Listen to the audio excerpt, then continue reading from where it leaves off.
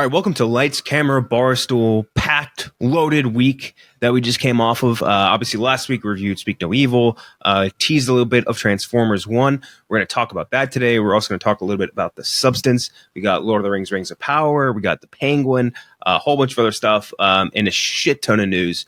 We're eating. There was a few good movies this summer and some decent television, actually. Actually, I don't know if I agree with that. I didn't watch anything this summer on TV. Not fantastic, I would say.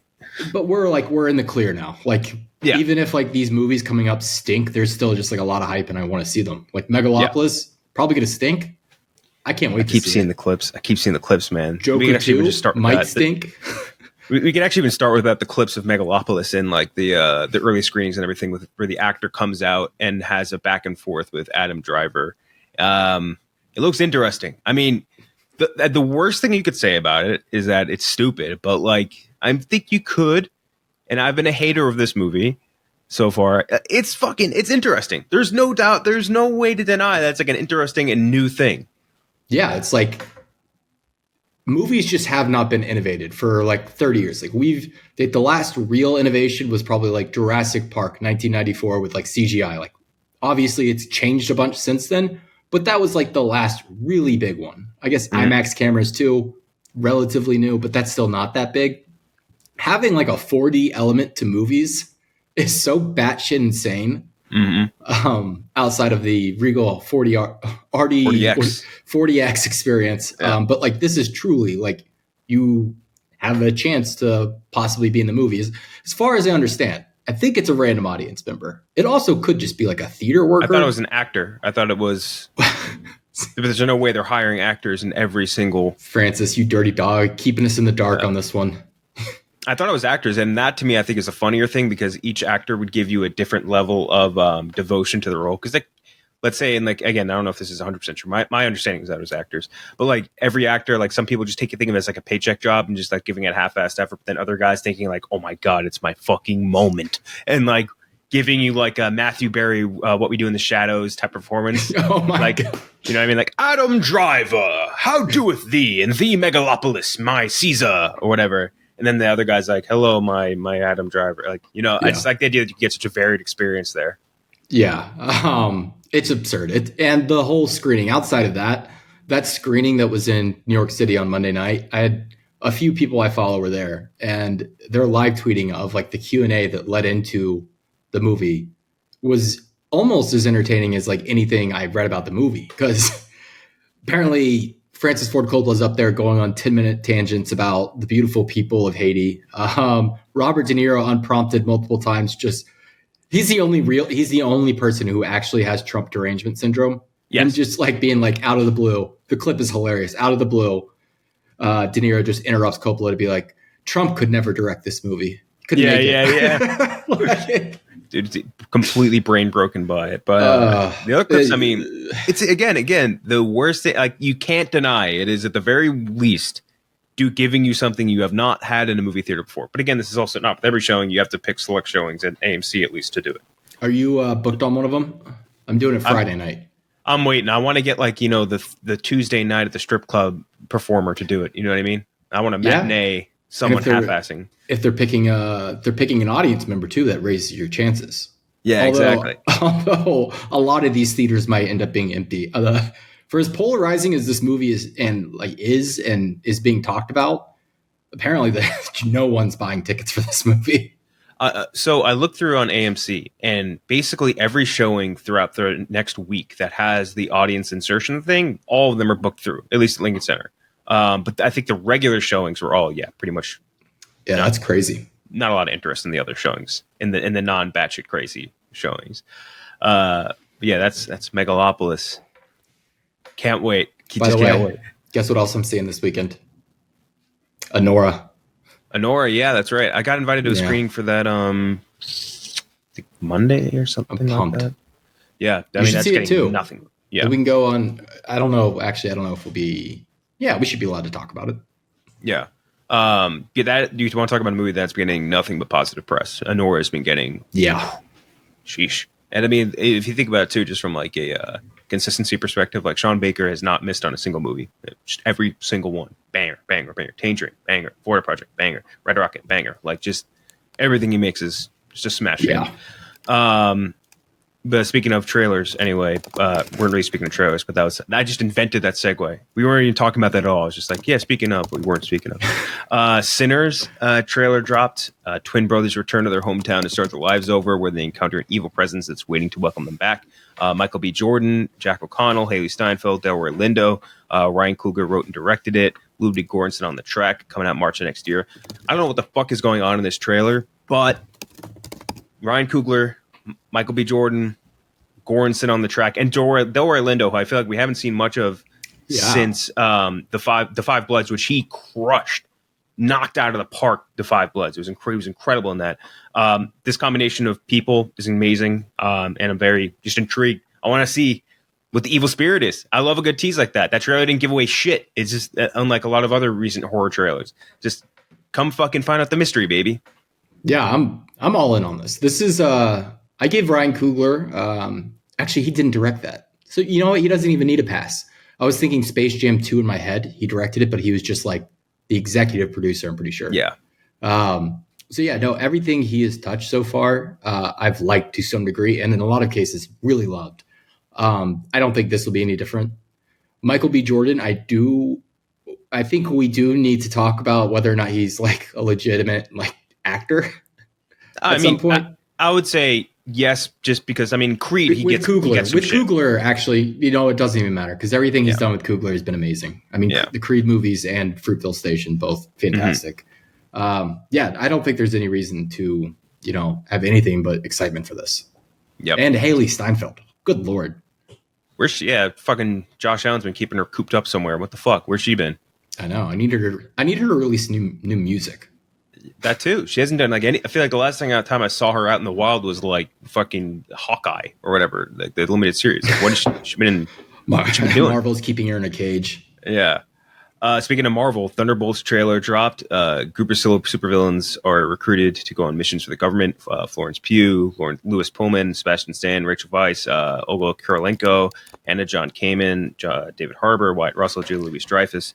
Directed by a lot of people. Jack Schreier directed it. I did just insane. By the way, I keep thinking about this every time. I remember last time I mentioned with Thunderbolts too. Just his filmography being like Paper Towns and Beef is just like an insane back-to-back things. I told you last time. I like Paper Towns. I think it's. I'm not saying it's just a weird back-to-back. It is a very strange back-to-back. Just very different movies, or different projects, I guess. Whatever. But yeah, the trailer. This is one where I think we had talked about it a lot earlier. It's like it almost had a. I don't want to say a New Mutants shine to it, but a little bit of a New Mutants shine to it. Where it's like, what are we doing here? Like, none of these people should all be doing different shit at this point. Especially you look at someone like, especially Florence Pugh, Sebastian Stan doing a different man, all that. What? Yeah, I thought you were going to talk about New Mutants because I saw the poster for New Mutants the other day. I completely forgot Anya Taylor-Joy is just the star of that movie. Exactly. Yep. Yep. But like all these people, like it's like, how's this going to work? Blah blah blah. But like, I don't know. The trailer kind of worked. I think the two biggest I don't understand the choice here type of moments I had for this were using the Pixies. Where is my mind? I'm like, that to me is so specifically tied into one movie, which is Fight Club. And to me, that registers a sort of like fake edginess feel. You know what I mean? Yeah. Like that sort of like Gen X, like, oh, life's miserable, blah, blah, fuck the system shit. You know what I mean? And like that is what that registers to me. And but I think that there was one other thing I remember I noted I think I was blogging the trailer, but that was the one thing I remember specifically stood out. I was like, that is maybe the only thing I changed, but everything else looks good. Looks like it's shot well. Some of the fight sequences look cool. I don't know. We've been fooled by trailers before, but I liked it. Yeah, I was gonna say we have been fooled by Marvel trailers many a time. Like pretty much, they make great trailers. Whoever does their trailers, I don't know if they do them in house. Whoever does their trailers does a knockout job, like every time. But I'm tricked on this one again. Or at least I'm willing to be tricked because I think this looks great. This is not just my love for Florence Pugh. I do think this actually looks good. Like it legitimately looks good. Like is pleasing to the eyes. And I'm talking just in terms of like cinematography look great. Like that hallway scene, very cool. And then the way they shot the fights. I mean, Yeah. you had like 4 different characters looking about as like cool as they've looked. I mean, they could have fast edited it, but it looked good. I'm excited for it. The title's dumber than hell. The asterisk thing is they're just gonna change. They're gonna change it, and they're gonna call it. Who was explaining it to me the other day? Robbie Fox was explaining it to me. They're gonna call it like not the New Avengers. It's like the bad. It's like a bad spin on the Avengers, but Avengers is in the title. Gotcha. I don't like that at all. Just call it Thunderbolts, man. Like, it's a cool word, Thunderbolt. I don't know why he would shy away from that. But it looks. I think it looks good. This is a good step in the right direction. This is one of their first projects they've had released since like that they didn't film before. Yeah, but filmed after Marvel kind of reassessed things. So that also is, I think, a very positive sign. And I mean, light humor, offbeat heroes, no expectations, really, no weight, no ultra powers, no multiverse, like really kind of bringing shit back to the basics, I think is super smart. Not that it wasn't like a pre-planned thing and they didn't have much of a choice anyway, but like that to me is just way scaling things down is kind of the move here. Yeah, we'll talk about, I think, the Penguin here in a little bit after we get through the news, but it works. Like, it's campy, but it works. Like, it's not a broken formula, you know? Like, the formula really does just work. Yeah. We had a second trailer for Gladiator II drop. I think the more I see out of this movie trailer, like from the movie, where the trailer's still images, whatever, the less good I think it's going to be. Like, it looks worse and worse every time I see it. And I still I'm going to be super pumped. Still going to be there opening night, all those things. But it looks worse every single time. Whether it's lines, whether it's a new thing they show in the trailer, I'm like, this fucking doesn't look that good. And it's got me a little worried, but again, still not that worried. Well, it better be good, because I don't know if you also saw that Ridley Scott, I think, said that Gladiator 3 is already greenlit. So there must be some confidence there. I actually did not catch this trailer. I've been tied up, if you don't know, with Surviving. For all the listeners out there, we're filming Surviving this week. So that is like a huge stressor on the Chicago office. Yeah. But that doesn't surprise me that you say that the more you see of the trailer and now that you see a second trailer, it's coming down for you. Because I've seen that first trailer in theaters a couple times. There's a bit of a Furiosa sheen to it, where I'm like, is the CGI finished? Is this the finished project? Some of the, like you said, lines are a bit off. That stuff can be fixed. But it's like, is this what we're going to see in the movie? Mm-hmm.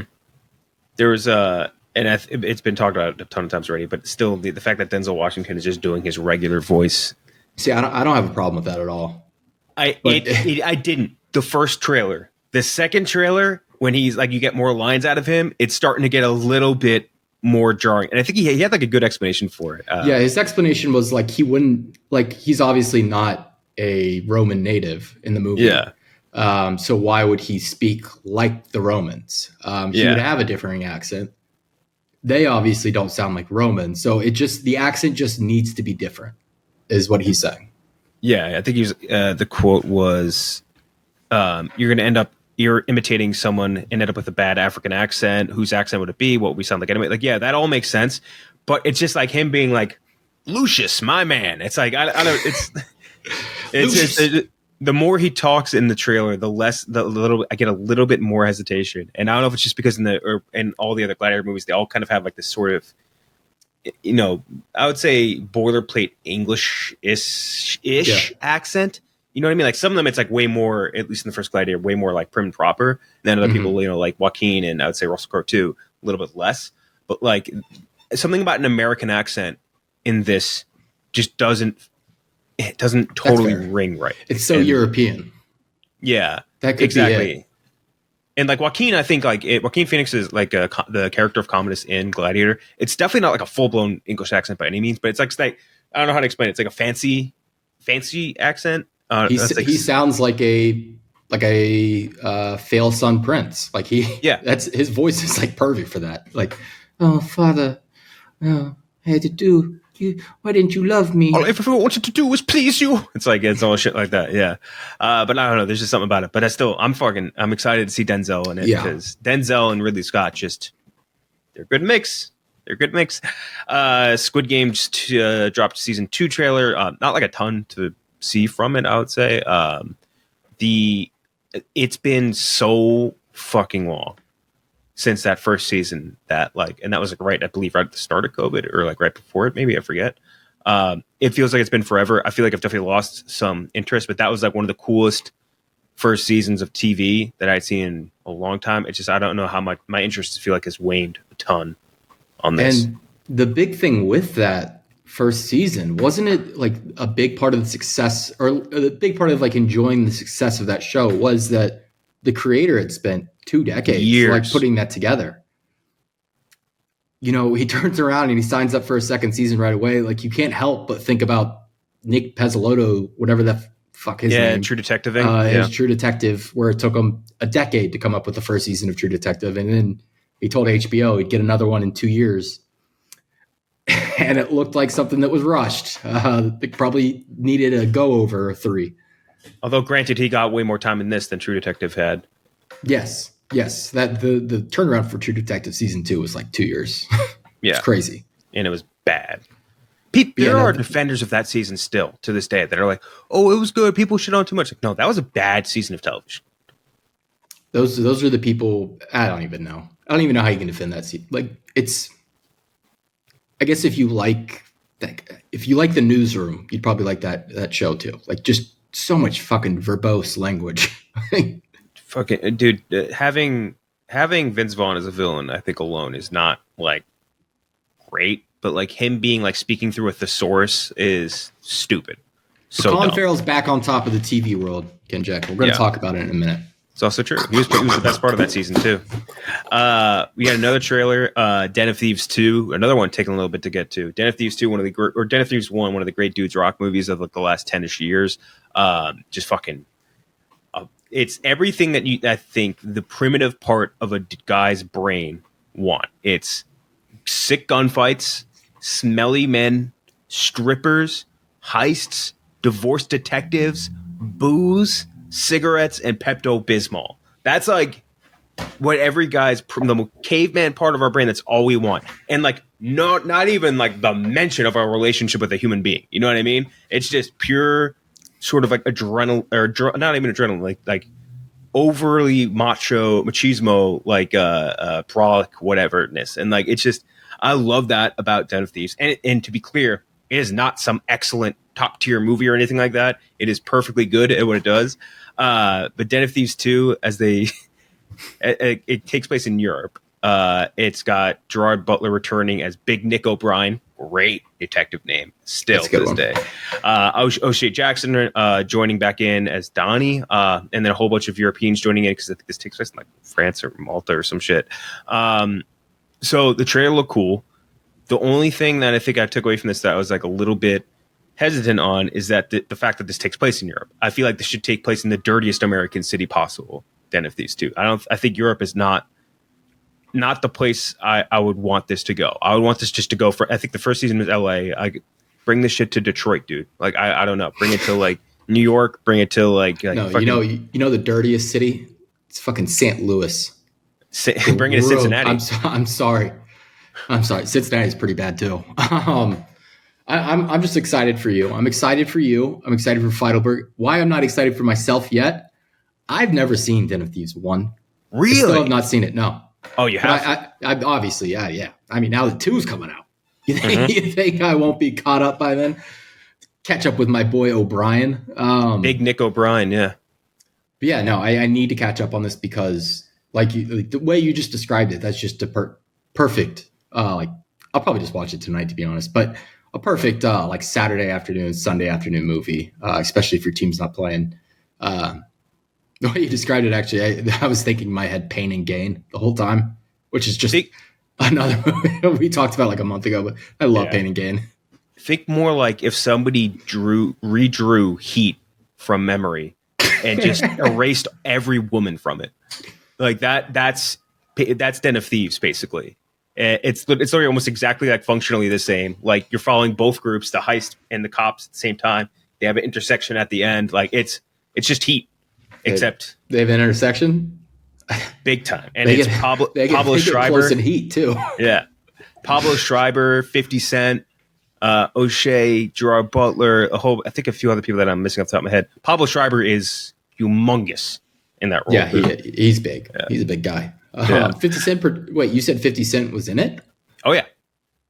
You see what 50 Cent signed up to produce today? Yeah, the Diddy thing. I kind of like that. Just like what a hater, pure hate. I'm surprised he never did that with Floyd Mayweather. Like he never did like some expose. A full documentary. Yeah, a full 60 minutes on like why Floyd can't read. Yeah, no, that's the thing. He should make like a book on how Floyd can't read and be like, I know he can't even read it, so it doesn't matter. Like he won't even be able to consume it. He'd have to buy the audiobook in order to properly hate me back.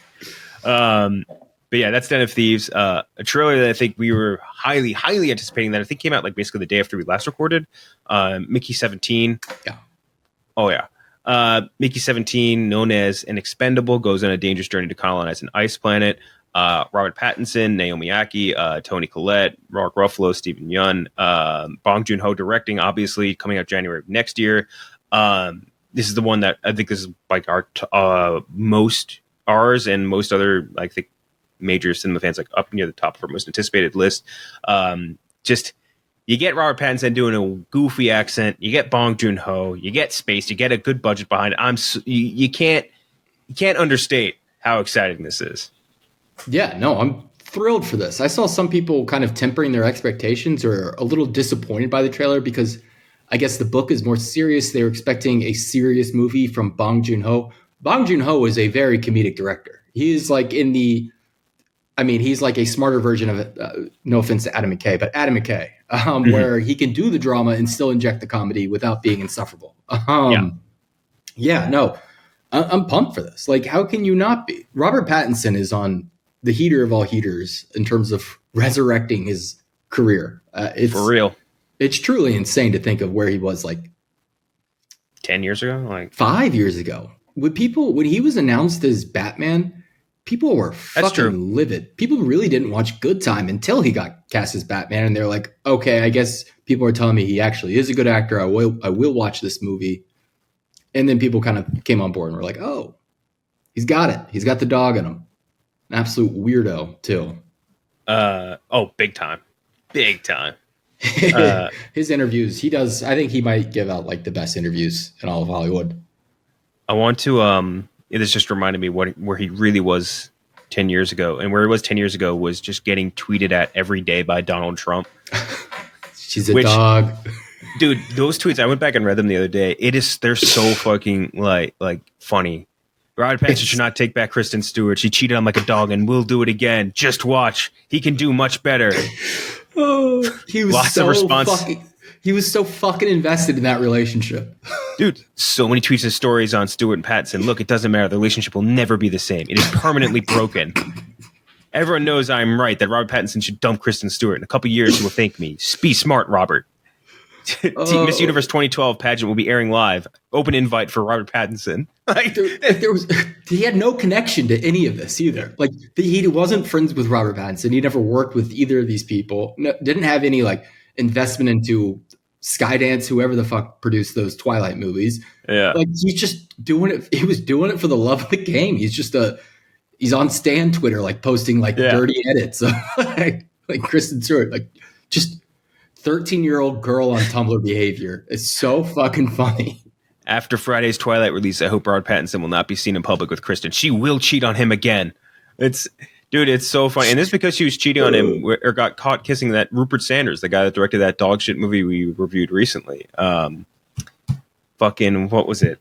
What did he just directed a movie that we watched that was terrible. Oh, The Crow. Oh, yeah.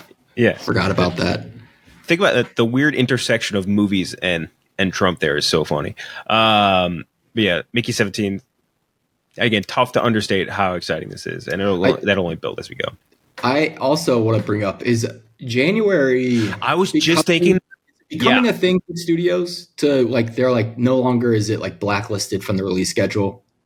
I think after Everything Everywhere All at Once, like, won every Oscar, and that came out, I think, in like early March. Like, the early part of the year is no longer off limits it's no longer like the dumping zone for dog shit movies that like studios just want to get rid of. It's now, I think it's like, we'll just put it out whenever you want. People are more easily accessible to information about all these movies and all this shit. So I don't know. I think it's just not anymore. I hope so. I hate that we have like these like dead months where it's just like, it feels like studios so often just shoot themselves in the foot because they want to be in the good part of the year. And it's like, people go to the movies year round. Or they would if there was good movies playing year round.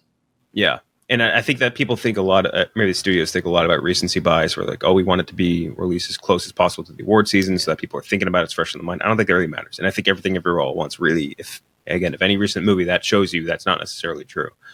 Anyway, that's Mickey 17. Big news for you. Joe Manganiello cast as Crocodile in One Piece, the live action One Piece. Great pick. That's one of those where it was like a universally agreed upon fan cast. You know how like those sometimes come about? Like everyone is just like, the last one I can think of was like, it wasn't maybe Universal, but Marvel fans with Jim Halpert, John Krasinski playing fantastic. Like everyone was kind of on board with that, at least like 80% of the fandom. That's how it was with Joe Manganiello. So to like get him and actually get him, pretty impressed. That's their biggest star they've gotten so far. That's pretty big. I mean, he's still in the story. I mean, we're 25 years in on this show. He's still in it. Spoilers, sorry. You'll probably forget if you start watching now, but yeah. I mean, I would say the biggest star in this franchise right now. I don't think that's like a huge leap. Yeah. There's also a lot of rumors about the next guy they're going to cast. Blue Beetle himself. That's right. I can't remember his name. I'm sorry. Zolo. He deserves it. Yeah. It is Solo. Yeah. Zolo something. I forget. He was really good. Yeah. Very good in Blue Beetle too. Yeah, but there's a lot of rumors he'll be cast as Luffy's brother. But yeah, no, I'm thrilled for this. They're also keeping up. I mean, I guess. Well, came out last year, right? Yes. Yeah. Early last year. I feel like. Yeah, the next season comes out next year, so that's a decent pace every 2 years. And they obviously didn't greenlight the second season until after 2 months after the first season came out. So maybe, I mean, they got a few seasons now. Maybe this will come out more frequently. That's my only concern with this show. It's a very long story, and I don't really know how you keep that kid young, man. Yeah, it'll be a tough challenge. Yeah, you'll end up both like fucking Dear Evan Hansen, that slimy, wet look on him. You know, I worry about that with that Harry Potter show too. You're gonna have to pump those out every year. That was one of the crazier parts about the Harry Potter franchise, like the movies. Yeah. They were pumping those out yearly. Yeah, and like there was definitely like quality bumps and ebbs and flows, but like for the most part, it stayed pretty good. Although they did have obvious, very ironclad source material as far as like scripting goes. So, and that is also pretty much the case with One Piece. So maybe that helps out too. Although theirs is they have to sift through a lot of filler to get to the good stuff. No, that's the problem. There's like no filler in the story, so you have to read it all. Like you'll think that something in like a random chapter does not matter, like some like random bird that talks. So and then he becomes like one of the most important characters 700 chapters later. It's like, what is going on? I mean, more like I'm thinking like in the anime, like you need to be able to sift through a lot of stuff. You got to filter it down. You got to filter it way down. Yeah. They did a pretty good job the first season of doing that too, though. Quick hitter, Tim Roth joined the Peaky Blinders movie. Tom Harper and Stephen Knight were uniting for it again. Barry Keoghan on it. I believe Rebecca Ferguson, Cillian Murphy on it. All not a lot of info at this point, but I think that's all that's four great UK actors adding on to that. Tough to be anything other than excited, except for the fact that I think last season of Peaky Blinders was a little like, but I don't know. I'm interested. I feel like very rarely do these post finale of a series movies work, but I feel like if it's going to be something, Peaky Blinders might be it that works out. Yeah, I don't know how the Peaky Blinders series ends or even really begins because I've never watched it. But great show. Like, let me think. Like, so Breaking Bad had a perfect ending, and then they added on El Camino And I think that the issue was that Breaking Bad had such a great ending that it was like, I don't really need this or really want this. Deadwood was canceled abruptly after 2 seasons. Fantastic show. Yeah. And then kind of got its proper ending with the movie. And the movie was, and that was a good movie. Yeah. I think there might be something to that. So you say the last season wasn't great. Maybe the movie benefits from that. Yeah. I think that you're right. I think that's good reasoning there. Yeah. Kyle Chandler is apparently cast in the Lantern series. It's going to be Hal Jordan in the new Green Lantern series. It's got a pretty interesting cast added onto it. Damon Lindelof, obviously, you go look at the other stuff he's done. Lost, Leftovers, Watchmen. He's amazing. He's teaming up with, I believe it is not Tom King. Tom King's Chris Mundy, the comic writer. Yeah. Chris Mundy, who did Ozark, he's teaming up with Lindelof to make this. It's described as having a gritty True Detective vibe as it focuses on Jordan reluctantly mentoring a younger Lantern, John Stewart, who they're thinking is going to be like more the main as they move into like the James Gunn universe. The story sees the two characters investigating an earthbound murder with large implications. Sources say that DC and the producers are looking for a more young, fresh-faced actor to play the role opposite the older and bigger name. Obviously, that makes sense. And the people...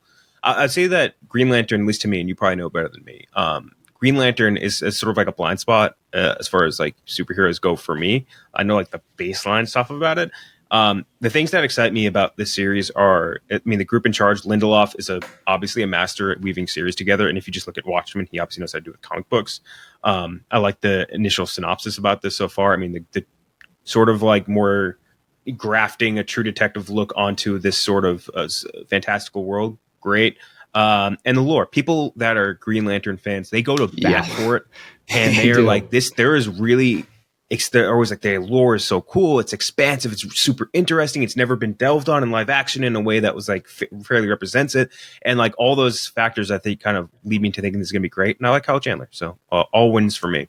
Yeah, Kyle Chandler's a great casting. Anybody who's saying he's too old to be playing this, he's handsome. Like when you're that like handsome and kind of young looking, almost in like a George Clooney way, like you can kind of just pull these roles off for as long as you really want to. Yeah. George Clooney showed up at the end of the Flash, and I was like, I wouldn't hate it. Yeah. But yeah, no, I'm pumped for this series. Green Lanterns, they're basically like space cops, so I get the True Detective comp. Although I will say, those kind of quotes really bother me because it's like when you draft a quarterback, like let's say Chicago drafting Caleb Williams last year, and like they're like, oh, you're getting a Patrick Mahomes type player. Yeah, that's just like, you're not like, you can't really don't do that to yourself. Like I forget who did that with a series in Sopranos recent. Like it was probably like 2 years ago now, but like I remember a show did that. Like yeah, it's kind of like they did like the maybe Tim Robinson sort of bit where like it's cosmic jumbo of like Sopranos, and it's like you don't want to set the bar too high. Although I guess if you really consider it, True Detective outside of season 1, it's pretty attainable. Yeah, actually a reasonable bar. If you take like the aggregate of True Detective on a whole, including Night Country, all that shit, it's a pretty attainable bar. Yeah, just like no one can say, like when you say True Detective, everyone just immediately like, oh yeah, season 1. Yeah, exactly. No one's thinking Night Country. Sorry, Jody. Not a soul. Yeah, no. But outside of that, yeah, no. The Lindelof ad is like, there's such an added. I know some people fucking hate his series for some reason. Idiots. He's just a master. Like he really, in terms of television, it's like him and Vince Gilligan. Like no one's really doing it like that. And then I never watched Ozark, but I know you were recently. Dark and Gritty does feel like the vibe though. Yeah, just don't get blue. Obviously green is the look here. I remember, dude, when I posted that, we did like whatever the streaming recommendations. I was like, yeah, the blue filter kind of bothers me a little bit. And people are like, what blue filter? I'm like, what the fuck are you talking about? Like, how do you look at this show for 2 seconds and not be like, wow, that's blue as fuck? I know, I've only seen clips, and I'm like, that's just the bluest show. It's bluer than Kieslowski's movie Blue. Like, it's blue as hell. Like, you would think it's like an espionage movie set in Eastern Europe from the mid 2000s. You know what I mean? Like yes. Jason Bourne or some shit. Michael Mann is just sitting in his like living room jacking off to that. Yeah, exactly. He's like, what the fuck? What are you doing here? Why is this? You're not even in Europe. You're in Missouri. Yeah, no, that's crazy when people reacted that way. But pumped for that show. Very excited for that. Like DCU's heading in the right direction.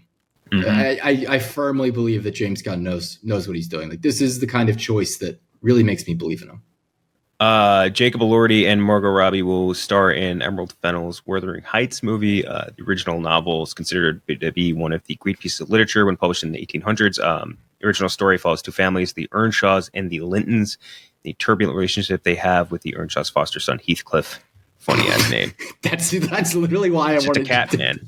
That's why I asked you to do this story. Because I just wanted you to read Heathcliff.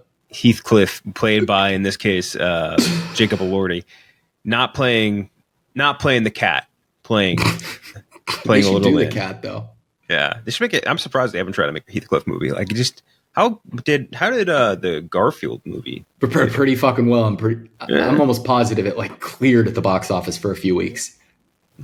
I'll double check on that. But yeah, I mean, Emerald Fennell kind of like just a rising star.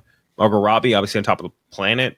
She's also, I believe, like 6 months pregnant or something like that. Or I saw some more. I think more. I don't want to speculate on how pregnant a woman is, but yeah, I was thinking the same thing. But like, I just saw like a picture of her go viral or something where like it was like her at the beach, like pregnant or something like that. So like, obviously this wouldn't come out for a while, but I mean, that's a combination of two very good actors and very gorgeous actors too. The two of them, top of the world right now in that sense.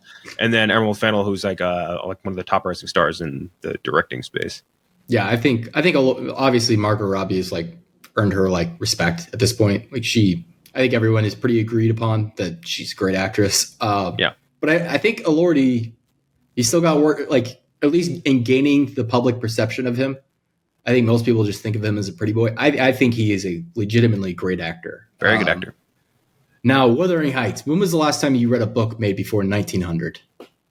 A long time. Exactly. This is Greta Gerwig adapting Wuthering Heights. With Margot Robbie on top of it, yeah. Yeah. This, I don't know how sold I am on it. Like I've liked Emerald Fennell's movies, but there's stuff in it that is very much her that kind of bothers me. Like she's got some choices she makes where I'm like, are you being serious right now? Mm-hmm. Like, but I guess if she just sticks to the source material, you can't fuck it up. It's a very beloved novel.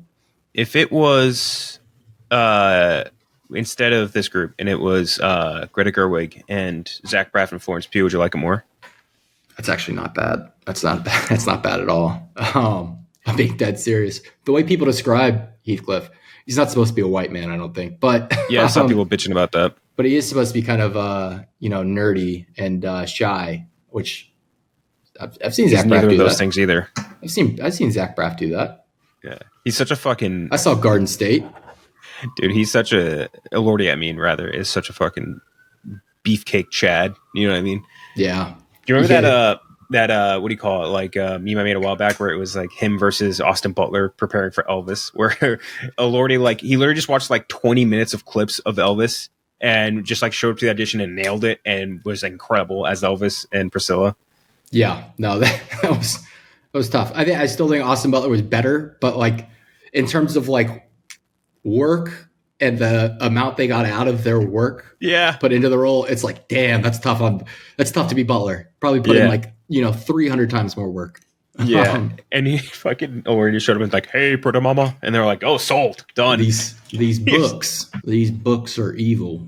That was still one of the funniest scenes from last year when she's like, what did she say? Like reading books is kind of gay or something. Yeah. Like it's kind of like a pansy move, and he's like, I'm done with these books. I don't want these books no more, Mama. just did a hard cut to him, like literally burning the books. I wonder where I could find Johnny Bravo and watch that again. What a program that was. It holds up. I've seen I don't know how much it holds up on like through an episode, but I've seen clips and I'm like, Johnny Bravo is kind of like an early feminist, second wave feminist. Like he hits on him quite a bit. Him being a hyper masculine, like hyper whatever, like toxic male shit, and just getting the shit beat out of him by women. Like that's the entire show. Is women winning and him losing. Like that's Johnny Bravo. Yeah, exactly. God. Yeah, no, the Heathcliff, man.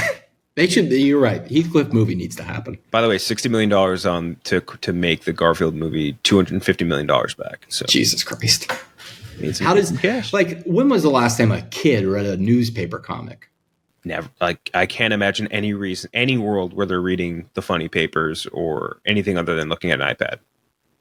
Maybe they have it on the iPad, but That's even true. then, people don't get newspapers on their iPad. Sunday Comics app on the Yeah. on the iPad. I got the Shonen Jump app, and it's got the Garfield. I get the Shonen Jump app for Garfield comics. I am now so curious if there's an anime Garfield. Oh, there has to. Oh God. Oh no. Yeah, no, it was way darker than I thought it would be. He's in leather. All leather. God. That's kind of cool though. Oh yeah, here's him as he's dressed in schoolgirl outfit. It's all right. Yeah, it's dark. It's become much darker than I expected. Schoolgirl outfit. Yeah, it's fucking weird. But anyway, yeah, that's Wuthering Heights. I've never been nothing but an ally to the furries. Never. Except for every time I've made fun of them. Charles has a complicated relationship with them after they pissed in his bed at the whatever Orlando hotel room. James Cameron joined the board of directors at Stability AI. He said, "I was at the forefront of CGI 3 decades ago, and I've stayed on the cutting edge since. Now, the intersection of generative AI and CGI image creation is the next wave." He has been, for a guy that I think is like relatively loved in the movie space, he got shit on hard for this, as do like pretty much everyone that talks anything positive about AI gets shit on like immediately and demolished on whatever Twitter, Instagram, TikTok, and all that shit. But I think specifically because it's for James Cameron with the Terminator shit and all that, like it's a little bit extra of an internet pile on for him. Yeah, I mean, like his like one of his biggest movies, like his top 3 biggest movies ever, is just very much at the core is like AI is probably bad. Now him coming over, once you read into like who's at the top of this company, what was it called? Stability AI. Yeah, the president of the company used to be the president at Weta. So a company that James Cameron works very closely with on his Avatar movies, and I think Alita too. Yeah, I mean they did Lord of the Rings. They're like one of the standard bearers, and yeah. So somebody that James Cameron's worked very closely with. I'm sure he's friends. Joining he's a chairman now, I guess. Yeah. So he'll probably just vote on stuff. This could be a thing where he wants to, really control how AI does end up getting used. I do want to give him the benefit of the doubt, but it's a terrible look. It's a terrible look. And I don't completely think AI is the end of the world, but it's like it needs to be a paintbrush, not the artist. I think everyone agrees on that, but it's just like such a fucking slippery slope. You can't trust the studio not to start cutting corners and saving a few bucks here and there with, just fully AI'd shit, which will look terrible no matter how many times you try. The funniest thing, it is just because it's him for the most part. It would be like if you're like, hey, we found this alien exoskeleton in space. We should take this shit in. Let's come take a peek. Christopher Nolan's petitioning to bring back the atom bomb. Yeah, exactly. There's an extra layer of whatever irony on top of it. Now we can do our 2 quick movie reviews. The first being Transformers 1, the untold story of the origin of Optimus Prime and Megatron, better known as sworn enemies, but who were once friends and bonded like brothers. They changed the fate of Cybertron forever. Chris Hemsworth, Brian Tyree Henry, Scarlett Johansson, Keegan-Michael Key, Steve Buscemi, Lawrence Fishburne, John Hamm, big cast, directed by Josh Cooley, who did Toy Story 4 and has been in the animated world for a very long time. This is a movie I am going to accept all of the apologies of the people that thought that I was dumb for thinking this was going to be bad, including you, because you were you were a hater. You were an early hater. And who's to say I don't think it's bad? I'm just kidding. I do apologize. I was wrong. I was wrong. And this is the thing. I've been wrong on a ton. What was the one that there was one I was brutally wrong on. We were both very wrong on Dungeons and Dragons. Dungeons and Dragons, yeah. It was pretty good, but we thought it was going to be one of the worst movies of the year. Yeah. I think that's one I was definitely brutally wrong on. But again, that was the trailers were awful. They were awful. Hard to understate how bad they were, or overstate how bad they were. And then there was another one that was, I remember I was like, there's no fucking, oh shit, I can't remember. I just had it on top of my tongue. But Transformers 1, a animated movie about Transformers. It's like, what do you realistically expect out of something like this, especially after the last bunch of entries, I would say, to the or say majority of entries in the Transformers world have been bad. Bumblebee, I think, was good. The first Transformers, obviously, like legendary, but a lot of crap in between there. And even like what was the most recent one? It was shit. Oh, that one. You guys defended that. I was very adamant that movie stunk. The Anthony Ramos one? Yeah. I thought it was fun. I don't think it was like a top tier movie or anything. I think it was like to me it would be like Transformers 1, Bumblebee, was it Rise of the Beasts, and then like everything else. Just in the scrap pile. Yeah. The bad part about the Beast Wars thing was just like that CGI suit bullshit at the end. But other than that, I think it looked decent. But Transformers 1, again, what do you expect out of this? I didn't have like super high expectations, but those were blown away. I think that this movie, it looked good, had good fight sequences, had decent laughs, had cool entry into like the Cybertron lore shit, which I do think is very cool and way more interesting than most of the stuff that happens on Earth. And I think all of it might have been like a little cookie cutter, like, you know who the actual bad guys are earlier and who the actual good guys are, blah, blah, blah. You can predict a lot of it, but I like all the execution about this movie. I enjoyed a lot. I think the voice acting was good from actors that are, again, generally that's not like their primary job or anything like that. It's like they're like lifelong voice actors. I think they were all good, and I think it looked. I enjoyed the hell out of Transformers 1. Yeah, no, I think well executed is the right term here. I don't think anything really ascends to like an upper echelon even in terms of like animated movies, but it's all just like, it's good. Like, it's just good. I don't think it's like the funniest animated movie I've ever seen, but it's funny, like very funny moments. Still don't love the animation style, but I do think this franchise probably belongs in an animated space. Way better suited, yeah. It worked a lot better. Like, just if they end up getting to this point with like the animated movies, getting to like humans, I think the human interactions with like big animated robots works a lot better versus like having Shia LaBeouf acting against like Optimus Prime, who's continuously changing sizes. So yeah, no, I liked it quite a bit. I thought the voice cast did a great job, especially Brian Tyree Henry. Good Lord. Great Megatron. Knocked it out of the fucking park. Yeah. And Chris Hemsworth was good. Not as good as, like, obviously he's filling a massive, massive shoes, but he did a great job. Yeah. Yeah, no, it was cool lore. Like, you know what I mean? I when I was watching the trailer, I don't think I ever picked up on the fact that this was that origin story, because I saw like either it had to have been a TikTok or a YouTube video like 4 years ago that perfectly laid out why they should make this movie basically the origin story of Megatron and Optimus. And I was like, yeah, that sounds fucking awesome. They're like in the gladiator pits. I think in the original story, they're like in the gladiator pits together basically, and rose from slaves up to, I mean, they pretty much caught the essence in the movie. Mm-hmm. Yeah, that story is great. That trope, that dynamic, that like MLK X, like Professor X, Magneto, like that kind of dynamic always kind of plays and really works.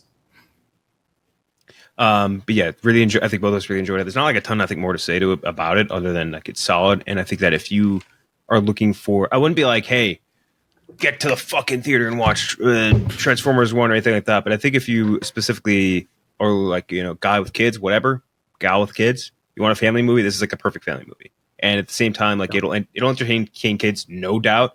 And I also think it's good enough to entertain adults, which is a good, rare double win. And we'll always appreciate those movies. Good mixed crowd at my theater, like families, like just older people that wanted to check it out. Like, yeah, which is a good sign.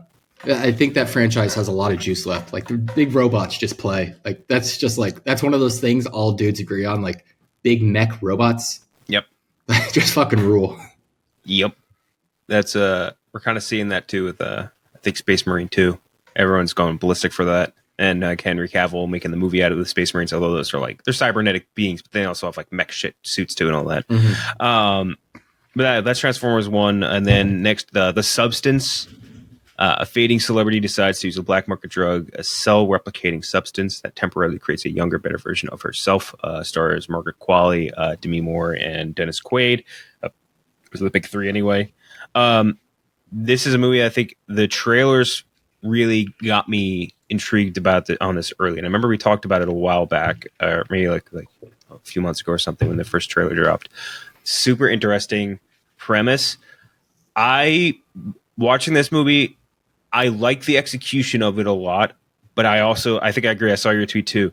It is about as subtle as a fucking like brick to the face. You know what I mean? And at points, it's tough for me at least as an audience member. It was tough for me to read as like what was the director going for here? And sorry, I have her name written down somewhere. I wrote it somewhere. Coralie Farge, I think. Farja. That's what I found out. Okay. Yeah, I had to look it up too. Yeah, because it looks dangerously close to a word that would get us kicked off everything. But yeah, I don't know totally what she was looking for as far as like that lowest level of subtleness, but it wasn't like unsubtle enough for it to be like consumed in a way where I found that part entertaining, and it wasn't subtle enough for me to find that part entertaining. It was kind of like this weird middle ground, and especially towards that third act. To me, it was like a good mix of like an interesting, like obviously big, dark satire or whatever of like beauty standards and all that, like combining that with like this sort of weird Cronenberg-y like body horror feel to it with like pretty fucking good practical effects, and especially towards that third act.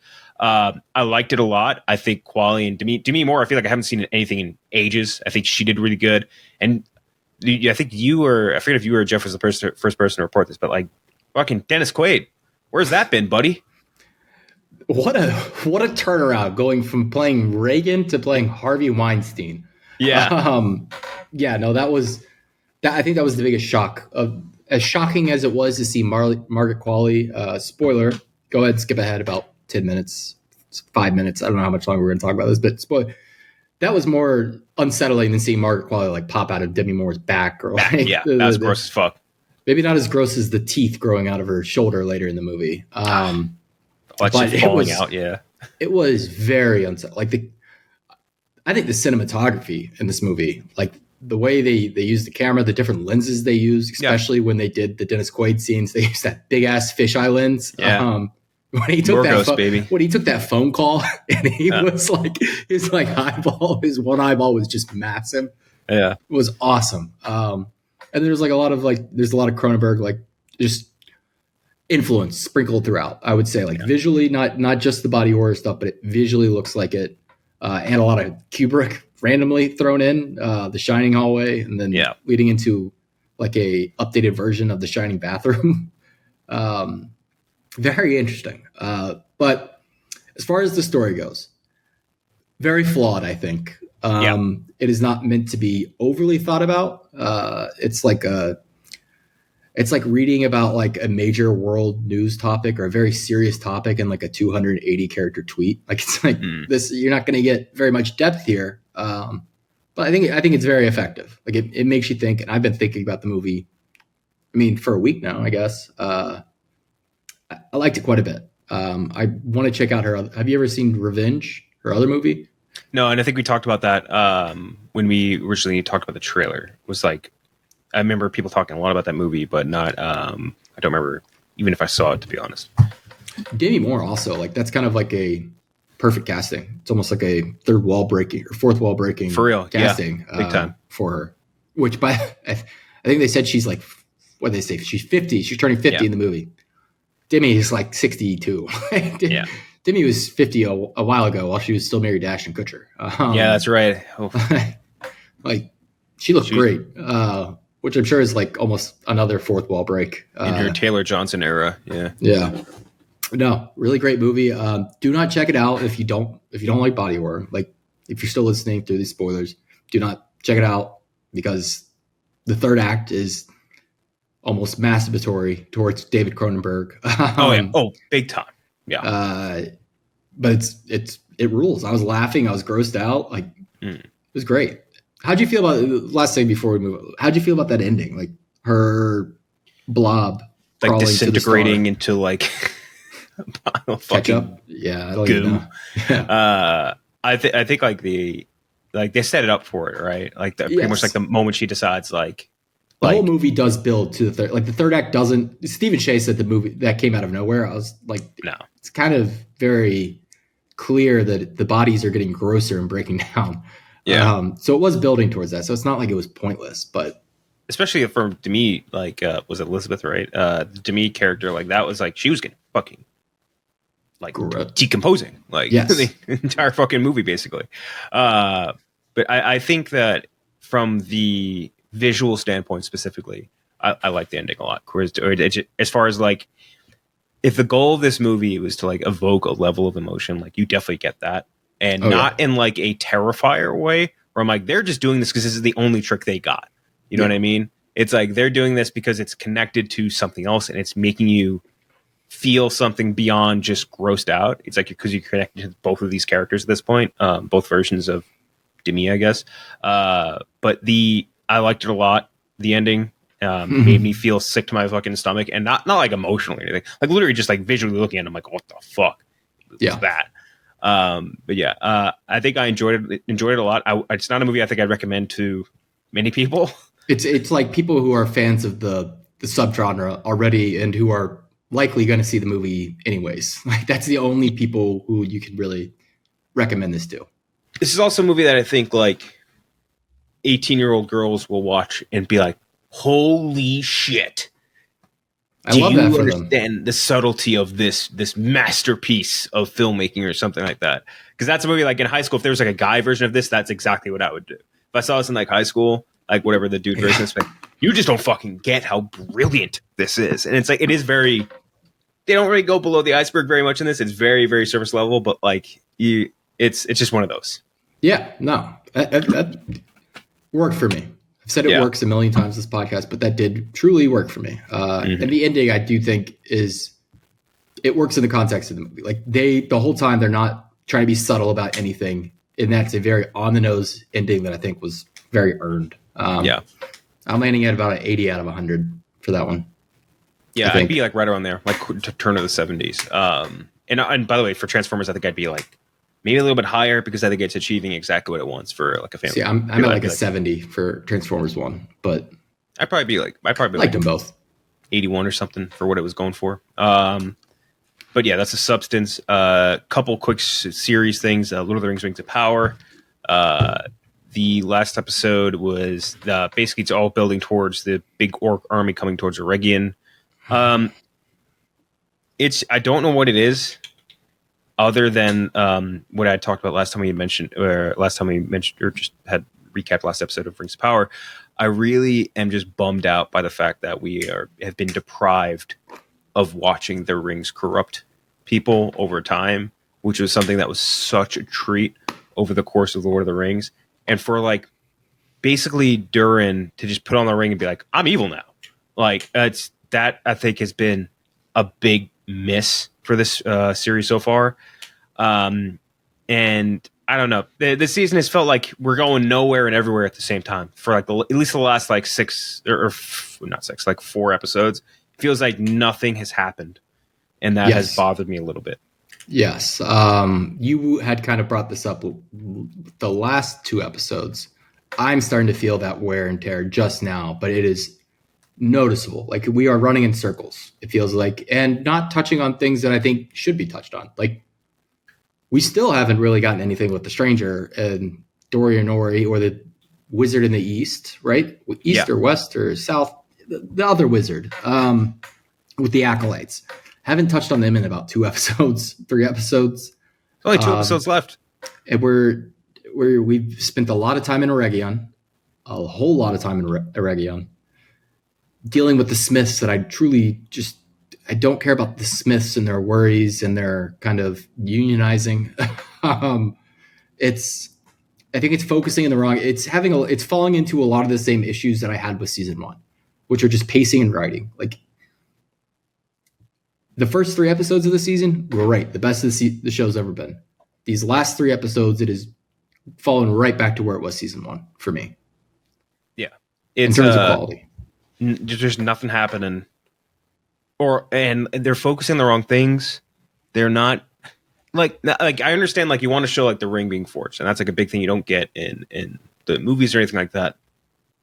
Get the rings out there. Get the fucking rings out there already. Like the cool part about the rings isn't us watching fucking Celebrimbor go through the will they, won't they, am I going to make the ring thing for 15 episodes of the show. It's going to be like watching the rings corrupt people. That's what we want.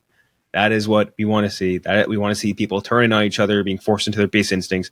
That's what we want. Not getting it. Not getting any action. Not getting really anything. And it's been, at least to me, a huge bummer. And I feel like they've also kind of like lost scope of time. Like yes.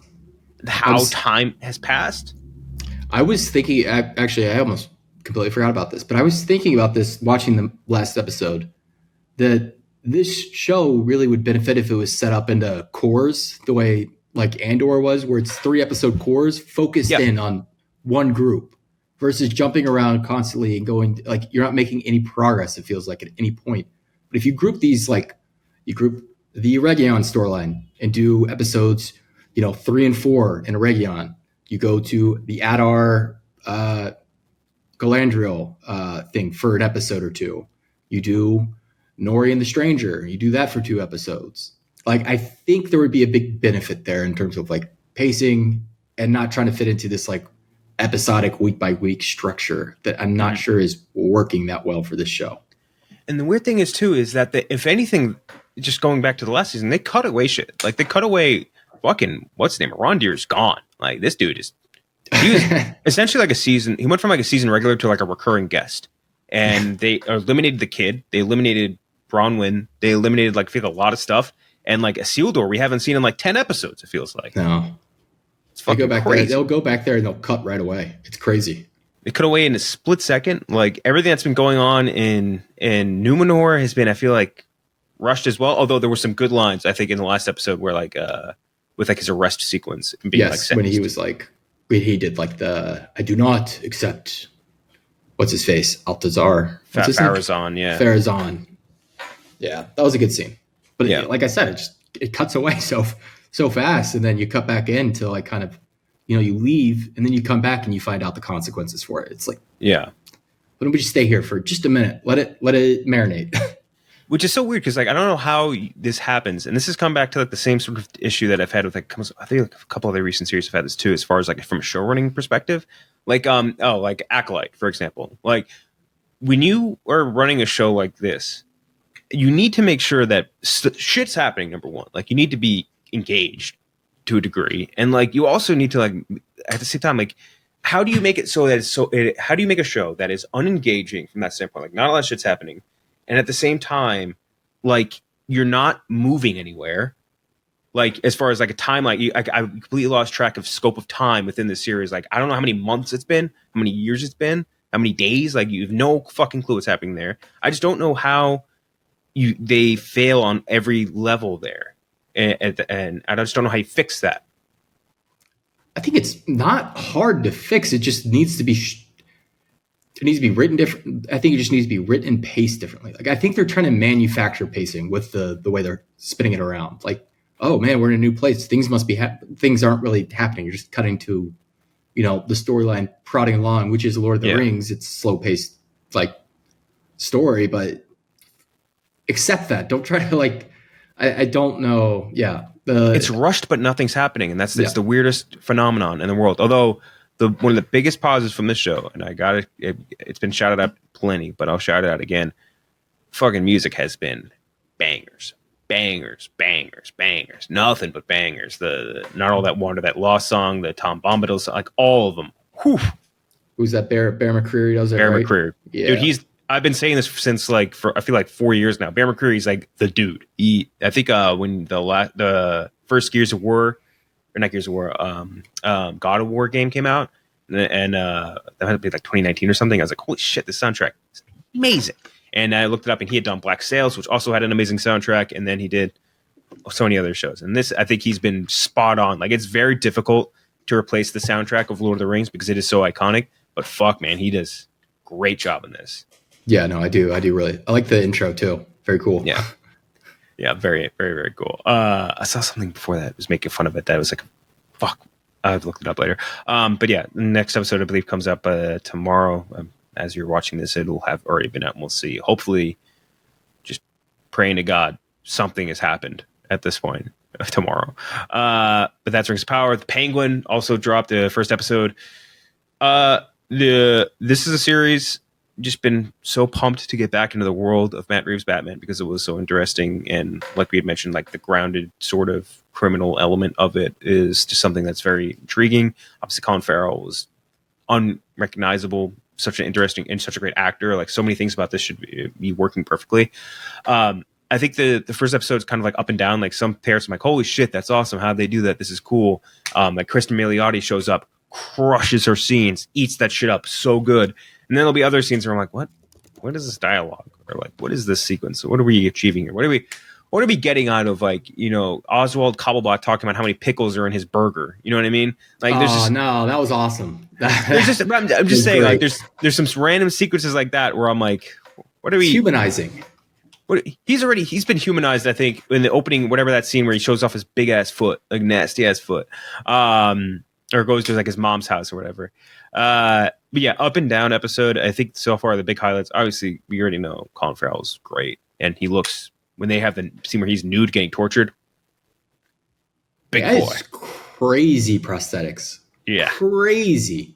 He's unrecognizable. Like there's multiple points where I have to just remind myself that's Colin Farrell. It doesn't sound like him. Doesn't have any of his like typical mannerisms really. Like, it's a very impressive performance. I will say this. It was funny. Somebody had quote tweeted like that picture of him in the chair, and it's like, why don't we just cast fat ugly actors? Like they're out there and they exist. Why not just cast someone like that? And I kind of agree with that, but at the same time, it is super impressive. I think the big highlight for me out of this episode was just Milioti is obviously was a banger casting. She is eating that shit up. She's so good. Yeah, she's. I don't want to say she has crazy eyes because I think she's got big, beautiful brown eyes, but her eyes really play into it. Like she's got great eye acting, as they like to call it. Like especially just like she's just unsettling when she just gives like the penguin that stare. Like every single time they're a little bit too wide open. You know what I mean? Like that little extra push. Yes. Great. I love that opening with what's his name from? It's gonna bother me. What is his name? It's just gonna make me look it up. That actor of that he's from Falcone's son. Yeah, he's from Marvelous Mrs. Maisel. Ben and something? Francis Ha, I think. Not Ben. Fuck, I always forget his name too. Michael Zegan. Yes. Great opening with him. I love that. Where it really does catch you off guard, even though that clip was used. That clip was used in like the first teaser they ever put out, and they've used it in every single trailer. Yeah. Of him like just leaning back in the seat and just pulling out his gun. And it caught me off guard. I was like, holy shit, he's an insecure little fuck. Great scene. The stuff with his mom, awesome. Major Janice Soprano vibes. Oh, yeah. Major. They've been upfront about Sopranos being a major influence, but that was like the moment where I was like, oh, this is very Sopranos. And then the city looks great. They shot this in New York, which I completely forgot. And it looks like, it looks about as comic accurate Gotham I think we've seen in a while, even more so than the Batman. Still got that ugly sheen, still looks great. Again, I think a little How do you up feel and down. About the kid? The kid, I think, is the big worry spot for me. I mean, you could say that about like every actor, exactly. Kid actor and everything. Where obviously I saw some like theories or something about who they're like trying to say like, oh, he's actually this character or whatever. They're saying he's like cyborg or something. Oh, I really hope they don't do that shit. I feel like there's no way. There's just no fucking way that's cyborg. Like that, it wouldn't fit anything about Victor Stone. That's Cyborg's real name is Victor Stone. Yeah, this character's name is Victor, but that's why they were saying it. Yeah, that was my grandpa's name. Victor. Yeah, it's a good ass name. Yeah, we just called him Vic. It's a fucking even cooler name, Vic. I wish I could never use that for my kid. Victor Kennedy just doesn't nothing. That doesn't work. Which, that was another fun moment. Like over the course of the last year, just like think in my mental list of like potential son names, just crossing off Robert. Like fucking too many of us. There's no Robert RFK, like Robert Kennedy, yes. like just like over the course of the last year, just like nope, that one's gone forever. Can't Jack use that. Kennedy. That's my own fucking name. I'm not gonna I double guess if them up. you're junior, kind of fixes things a little bit. Yeah, it's just there's certain you gotta cross that one out. What's the Kennedy that's like just on like TikTok and Snapchat and Instagram every single day, just like posting like? There's too many of them. There's one that's very much like having a brat summer. It's pretty funny. Let's see, TikTok. I know there's one that they just kind of like. It's Kennedy, not Kennedy Walsh. No, white. A lot of like white girls decided to start naming or white women started to try to name their daughters Kennedy, which I hate. Like I hate first name Kennedy. I truly despise that. Which Kennedy is it? I don't know. Anyway, the Penguin. Good. Very interested to see more of that. And then also, the last big ball drop by HBO, putting an episode. Just release that episode on Sunday. Yeah, because now we're waiting 10 days for the next episode. Long we're ass doing wait. Thursdays. Yeah, that was. If you're gonna do the Thursday episode, you have to have another one in the chamber for that Sunday. Mm-hmm. I think that would have been way smarter. Yeah. You know what I just realized? And sorry, not to backtrack. Do you know what Rings of Power kind of reminds me of right now? Is Damon and Harrenhal, where it's like, get the fuck out of here. That's a Region. Yeah, it's like, get me the fuck out of this mystical palace, for the love of God. Get me out of here. Sorry, not to backtrack. But then the last thing, I don't know if there's anything else that you've been watching. I put on the Aaron Hernandez American Sports Story, which, by the way, I saw you shorten ASS. Smart one. That was good. Just it is the acronym. Yeah. The ASS Aaron Hernandez series. It's not good.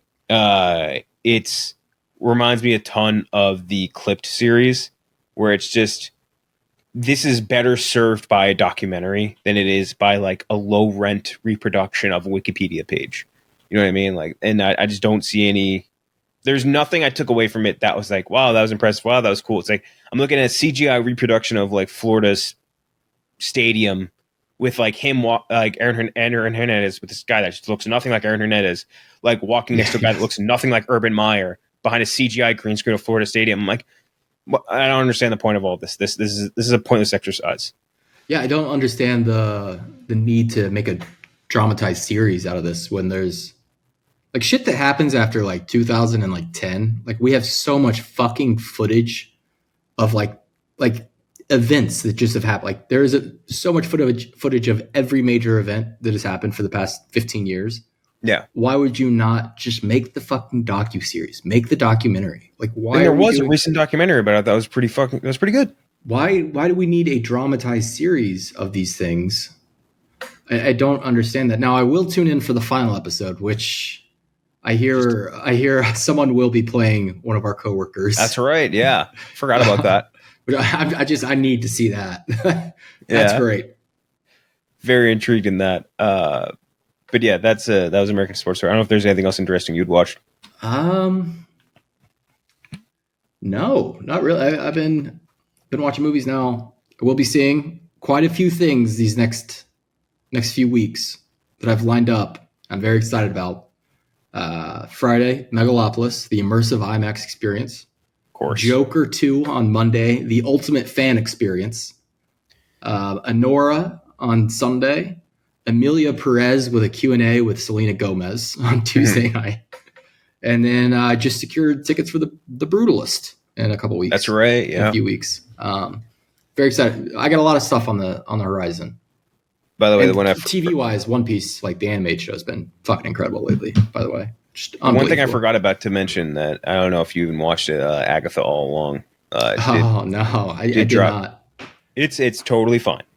And it unfortunately turns, and this is kind of like what we expected, Agatha is a very cool side character in WandaVision. She's a dumb B main character. Like, not great. But now the good thing, though, within that, the side characters in Agatha All Along are pretty good. Like, Aubrey Plaza's perfect fit. I forget the actor's name. It's like Joe Walker or something. It's pretty good. But yeah, it's some fun. Heartstoppers. Yeah, they should make another Clock Stoppers. Dude, that was the one where they could like they stop the clock and they could stop time, right? Yeah. Oh, oh, okay. That's like the good version of Click. Who the fuck is even in? Michael Biehn was in that? I don't remember that at all. That was I can remember the poster. They're like on the front. It's like It's all green. Yeah. It looks basically like Ben 10, except like the clock or the watch turns you into or stops time instead of turning into a beast. I saw I saw Ben 10 fans mad online the other day because I think that their live action show got scrapped. Which why would you want that to be live action? Why would you ever want that? There's no way they could ever pull that off with it. Even a movie budget, I don't think could really pull that off. No, it would look so stupid in live action. Let that live in time for what it was. It was such a throw. Like, what do you want to make a fucking like live action Danny Phantom or something like that? Like, kind of. If the characters look like that, only if they look like the mom. Yeah. Or no, what was who's the antagonist in Danny Phantom? Not Shigo. Shigo is Kim Possible. Yeah. By the way, that's such a fucking cool name, Danny Phantom. Oh, so sick. Is there... Oh, Vlad Plasmus. I don't remember that at all. Is that vampires, the bad guy in Danny Phantom? That makes sense, but still. Let me look up Hot Girl. Hot Girl, Danny Phantom. You're just going to get the mom. What was the... How has there not been like an athlete or something whose name is Dan that's gone by Danny Phantom? That would be such a cool nickname. It was the girl with the guitar. I thought that was not... Was it... Did he... I don't know. I don't remember Danny Phantom enough. Honestly, I didn't watch a ton of it. Yeah, that was kind of on my way out. But yes, nothing else.